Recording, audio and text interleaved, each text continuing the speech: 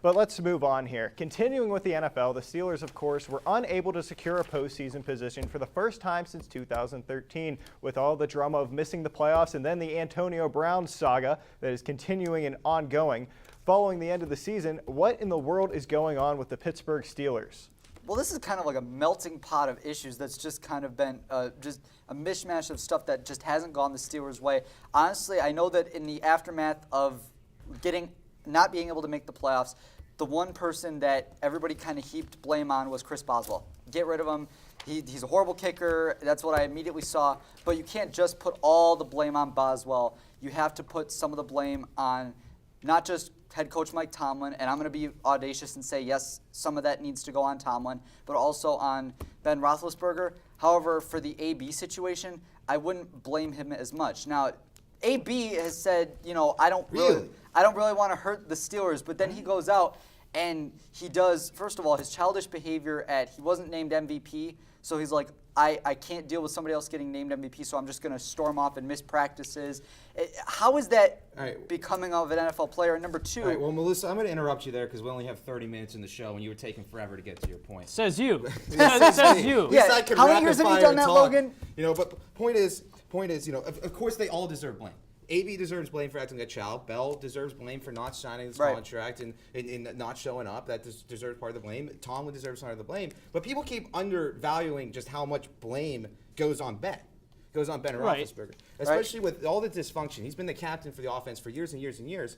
All the dysfunctions on the offense. I mean, of course, the defense has been great, but we don't see defensive players, coming out making all We don't see this headlines. kind of drama. It's the guys that are under Ben Roethlisberger. And the defense, frankly, based off how they began the year, the way they finished was quite strong, actually. I mean, they were one of the worst defenses at the beginning of the year for the first couple weeks, but then by the end of the season, they were middle of the pack. My blame goes on Mike Tomlin. Let me tell you why. You tied the Browns week 1. You lose to Oakland, who had traded everybody worth a penny away. The only decent player blew they had leads was to Khalil Denver. Mack. They blew leads to the Chargers. That is on coaching. You have to have a team. Did have to be Mike solid. Tomlin You have to throw 3 be as a unit. interceptions against Cleveland?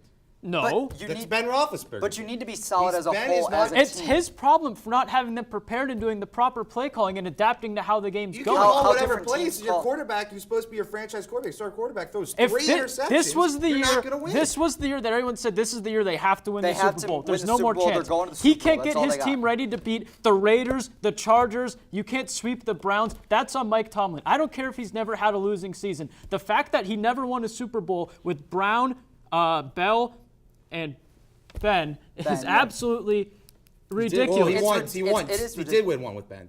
He didn't win one did with not all win three of with them, all which three is of what them. I said. And No, if you he were reading did. through your glossary of notes there, you might have heard me. But the fact that he did not win one with all 3 of those is absolutely criminal.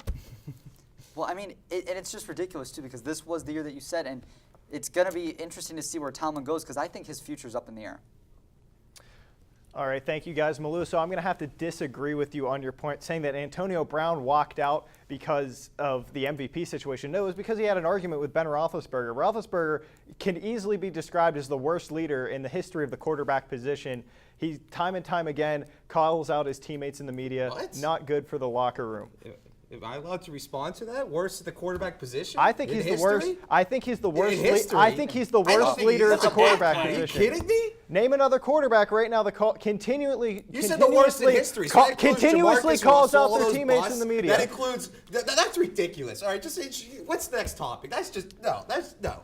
All right, Come so on. Logan's He going to gives continue to be wrong at the desk, and let's see what he has to say.